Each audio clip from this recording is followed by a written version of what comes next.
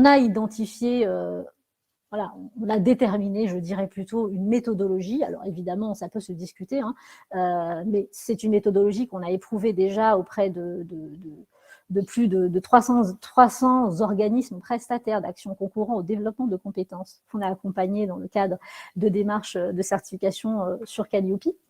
Donc la première des choses, on parlait d'anticiper, d'organiser, il faut que vous identifiez votre périmètre de certification. Le périmètre de certification, c'est sur quelle catégorie d'action vous serez certifié, donc OF, CFA, bilan de compétences, voilà, à déterminer selon ce que vous déclarez en fait dans votre bilan pédagogique et financier. Ensuite, quels sont les acteurs qui sont à mobiliser? Quelles sont les fonctions, les services, etc. Ça dépend de la taille de votre structure. Est-ce que ça nécessite de mobiliser des managers? Certainement, sur certains sujets en tout cas. Ensuite, une fois que vous avez identifié votre périmètre, vous appropriez le guide de lecture du référentiel national qualité, et c'est mieux de connaître les règles du jeu quand on commence le projet.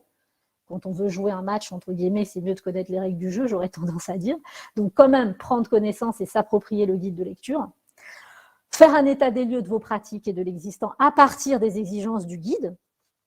Ensuite, établir un plan d'action, mais pas seulement une liste des actions. Établir également un rétro-planning avec un calendrier précis. Il vaut mieux prévoir et puis faire des ajustements que de ne pas anticiper, de ne pas fixer des jalons. Ce qui n'est pas ce pourquoi il n'y a pas d'échéance. En général, on n'avance pas beaucoup, donc c'est mieux de planifier. Ensuite, dans le déploiement du plan d'action, il faut accompagner les différents acteurs et il faut aussi faire un suivi des actions, c'est-à-dire qu'il faut s'assurer de l'avancement pour éviter de se retrouver 2 semaines avant l'audit de certification à se dire « Ah, il reste encore tout ça ». Donc tout ça, c'est de l'anticipation. Avant l'audit initial, puisque vous êtes au courant de la date, si vous planifiez votre date d'audit initial avec le certificateur, c'est de passer en revue votre plan d'action pour vous assurer que l'intégralité des actions d'amélioration que vous avez identifiées au moment de votre état des lieux a bien été mise en place sur le terrain, a bien été déployée. Ce n'est pas juste une procédure écrite, il faut qu'elle soit mise en place. Ce n'est pas juste un classeur, voilà, c'est ce que je veux dire.